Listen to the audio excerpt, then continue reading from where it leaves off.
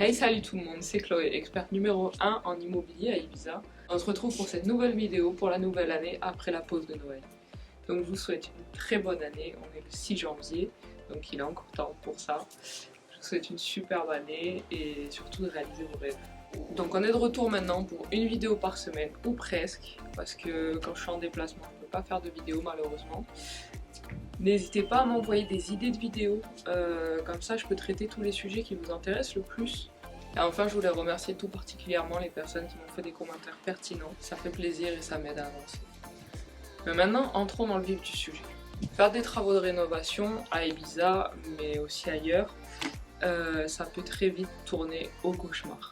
Entre les chantiers abandonnés, les plaintes des voisins, les mauvaises surprises financières, ce sont des exemples parmi tant d'autres des déboires qui peuvent découler d'un projet de rénovation. C'est pourquoi je vais vous donner dans cette vidéo mes 5 tips pour faire des rénovations à Ibiza en toute sérénité. Alors le tip numéro 1, il est par rapport à la licence. Même si ici les personnes qui s'en préoccupent sont très peu nombreuses, le fait de demander la licence pour rénover votre maison ou votre appartement est primordial afin d'éviter quelques problèmes. Cette licence, je vous conseille de la prendre au plus juste, c'est-à-dire soit au bras mayor qui est celle pour faire des gros travaux, et si c'est pas possible, demandez au moins celle d'au bras mineur pour les travaux mineurs. Ça vous évitera au moins les plaintes des voisins pour le bruit et que les gens de la mairie viennent voir ce que vous êtes en train de faire. Le second tips pour faire des travaux en toute sérénité, je le sors d'une expression espagnole qui dit "lo barato sale caro".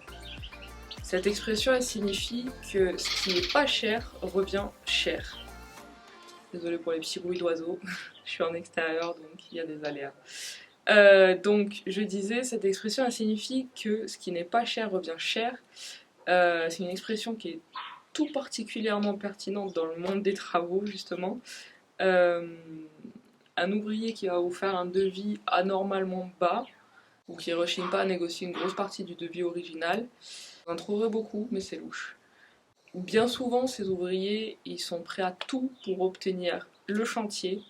Donc c'est pour ça qu'ils vous font des réductions parfois même de 50% du devis original ou des prix vraiment très différents des autres ouvriers. Le problème c'est qu'une fois qu'ils seront payés ces ouvriers-là, le travail sera bâclé ou même pas fait du tout. Des exemples j'en ai beaucoup. En 6 ans que j'ai travaillé dans l'immobilier à Ibiza, j'ai vu beaucoup de gens, même à qui j'avais recommandé des ouvriers, qui au final, en comparant les tarifs, ils en ont trouvé un autre qui était moins cher. Ils ont fait les travaux avec cet autre qui était moins cher, sauf que dans un cas, les travaux étaient complètement à refaire à la fin. C'est-à-dire qu'il y avait des malfaçons de tous les côtés, du carrelage qui n'était pas posé droit, les joints qui sautaient, des problèmes d'étanchéité sur les plafonds, énormément de soucis avec cet ouvrier qui était du coup moins cher que celui que moi j'avais recommandé. J'ai aussi vu dans des cas similaires des chantiers qui avaient été payés en partie parce que c'est normal, hein, les ouvriers de chantier demandent toujours 50% d'acompte. Mais du coup, il y en a certains qui avaient payé soit les 50%, soit qui avaient payé intégralement le chantier. Et ensuite, l'ouvrier ne revenait jamais. Ou il commençait un petit peu la démolition, les trucs qui coûtent pas trop cher. Et après, il revient plus jamais. Donc, il vous laisse en plan et c'est pas très cool, quoi, parce que du coup, il faut retrouver un autre ouvrier, sachant qu'on a déjà lâché la moitié du budget. Donc, voilà. Et j'ai aussi vu des chantiers qui normalement devaient durer 1 ou 2 mois, qui en ont duré 6 mois à 1 an, parce que l'ouvrier venait quand il voulait, il prenait des jours de vacances sans prévenir, ou alors il allait sur d'autres chantiers pendant qu'il était sur celui-ci. Et donc voilà, c'est des exemples concrets que j'ai vus moi de travailleurs pas chers qui ont fait des travaux et au final ça a mal tourné. C'est donc bien de comparer en soi les prix de plusieurs ouvriers, mais parfois ça vaut le coup de payer un tout petit peu plus cher en gage de qualité.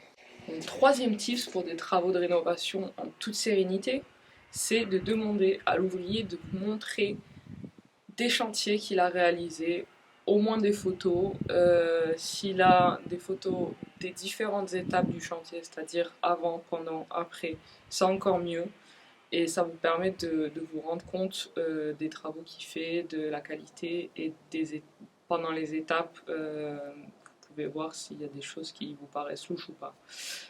Éventuellement, essayez de contacter les gens chez qui il a fait des travaux ou des personnes qui ont vu l'ouvrier à l'œuvre afin d'obtenir leur témoignage et de savoir si ça s'est bien passé ou non avec lui.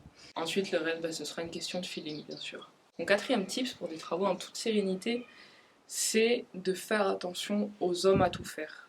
Sur l'île, il y a beaucoup de gens qui sont en difficulté financière et certains sont donc poussés à s'ouvrir à des domaines d'activité qu'ils ne maîtrisent pas. Je pense par exemple à des électriciens que je vois faire de la plomberie ou à des plombiers que je vois faire de la maçonnerie ou même à des maçons qui proposent de faire les rénovations intégrales eux-mêmes, tout seuls. Et donc ils sont maçons de base, donc ils sont formés pour poser des briques, mais au final ils font de l'électricité, de la plomberie, et donc forcément ils ne sont pas qualifiés pour ça, donc il y a plus de chances d'avoir des problèmes par la suite. Du coup, quand une personne vous dit qu'elle peut faire des rénovations complètes, je vous conseille fortement de vous assurer qu'elle le fait grâce à une équipe de professionnels dans chaque domaine, et non qu'elle va vous le faire elle-même. Parce que j'en ai vu beaucoup des ouvriers qui proposent de faire eux-mêmes la rénovation complète, sauf que en fait, ils sont spécialisés par exemple soit dans les sols, soit dans les murs, mais ils proposent de faire l'électricité ou la plomberie pour rendre service, alors que c'est vraiment pas leur domaine et qu'ils savent pas faire finalement. Et enfin, mon cinquième tips pour des travaux en toute sérénité, c'est tout simplement de me contacter. En effet, grâce à mon partenaire officiel, à qui je donne tous mes clients, ou en tout cas que je recommande à tous mes clients, on a déjà une dizaine de clients satisfaits, une dizaine de projets de chantier réalisés et d'une qualité vraiment exceptionnelle. Mon partenaire est l'un des plus professionnels et efficaces d'Ibiza. Donc je vous mettrai en contact avec lui bien sûr et j'assurerai le suivi et la traduction. Donc voilà, c'est la fin de cette vidéo. J'espère qu'elle vous sera utile. Je vous donne rendez-vous vendredi prochain pour la prochaine vidéo. En attendant, n'hésitez pas à liker, commenter, partager cette vidéo. Je vous mets mon compte Instagram dans la description, @mamaisonibiza pour plus de contenu sur l'immobilier à Ibiza et Ibiza en général. Et pour ceux qui ont un projet d'investissement immobilier à Ibiza, vous avez également dans la description le lien du formulaire de contact pour obtenir un appel de découverte avec moi et mettre en place ce projet ensemble. Je vous souhaite une très belle journée et à très bientôt.